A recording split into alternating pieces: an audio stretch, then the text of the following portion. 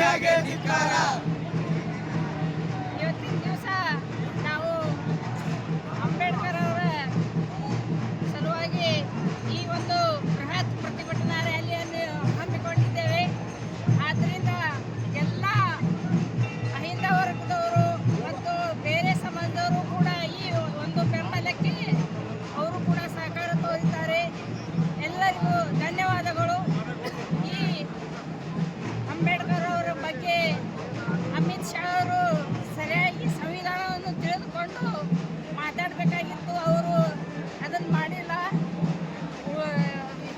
ಅದರ ವಿರೋಧವಾಗಿ ನಮ್ಮ ಮೂಢನಂಬಿಕೆಗಳನ್ನು ಜಾಗೃತ ಮಾಡ್ತಾ ಇದ್ದಾರೆ. ಅವರು ಅಂಬೇಡ್ಕರ್ ಹೆಸರು ತಗೊಳ್ಳೋ ಬದಲು ನೀವು ದೇವರ ಹೆಸರು ತೆಗೆದುಕೊಂಡು ಸ್ವರ್ಗ ಕಾಣ್ತಿದ್ರಿ ಅಂತ ಹೇಳ್ತಾರೆ.